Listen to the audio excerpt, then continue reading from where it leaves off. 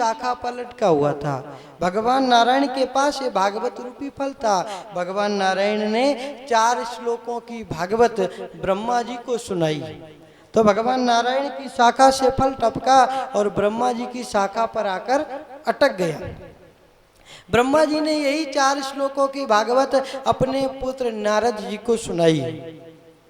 भगवान नारायण ने ब्रह्मा जी को यही भागवत सुनाई और ब्रह्मा जी ने यही भागवत अपने पुत्र नारद जी को सुनाई। नारद जी ने यही 4 श्लोकों की भागवत महर्षि वेद व्यास जी को सुनाई। महर्षि वेद व्यास जी ने इसी 4 श्लोकों की भागवत के 18,000 श्लोक बनाए। 18,000 श्लोकों की एक संहिता तैयार कर दी, एक पुराण तैयार कर दिया।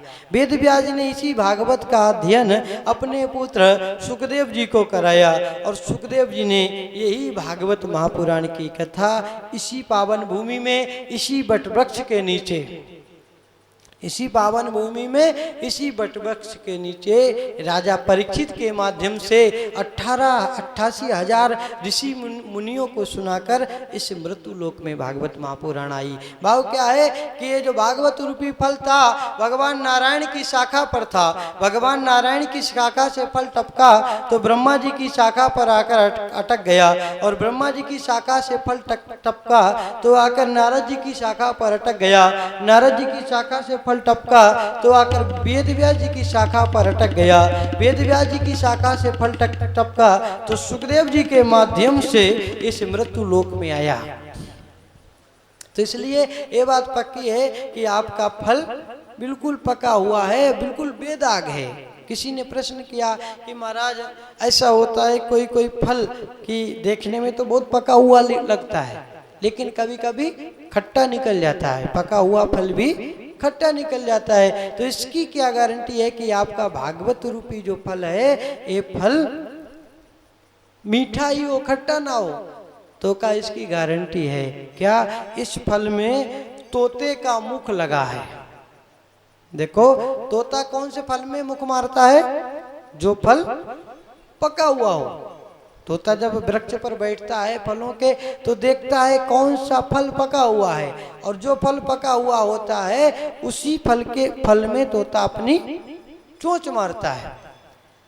तो कहते हैं तोते की चोंच जिस फल में लगी हुई होती है तो वो फल पका हुआ ही निकलता है। ऐसे ही जो भागवत महापुराण रूपी फल है इस फल में भी तोते की चोंच लगी है। सुखदेव जी महाराज ने इस फल को अपने मुख से निकाला है, जूठा करके निकाला है।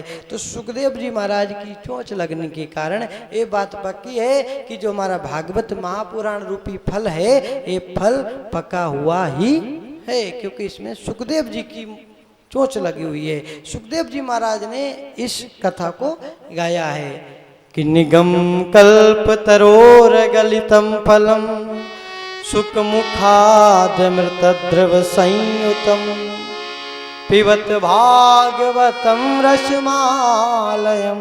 आगे लिखा कि सुखदेव जी की चोंच लगी है इसलिए फल पका हुआ ही है और मीठा भी है। तो का आगे लिखा पिबत भागवतम रसमालयम, इस फल को पियो। मानो किसी ने प्रश्न किया महाराज फल तो हमेशा खाया जाता है, आप पे क्यों कह रहे हो कि फल पियो? तो ये बात आपने क्यों कही है? तो क्या इसका भाव ये है कि मानो महर्षि वेद व्यास जी ने भाव दिया हो कि जो भागवत रूपी फल है इसमें कोई भी त्याज्य वस्तु नहीं है, इसमें सब कुछ ग्रहण करने वाली वस्तु है, कोई भी चीज त्याज्य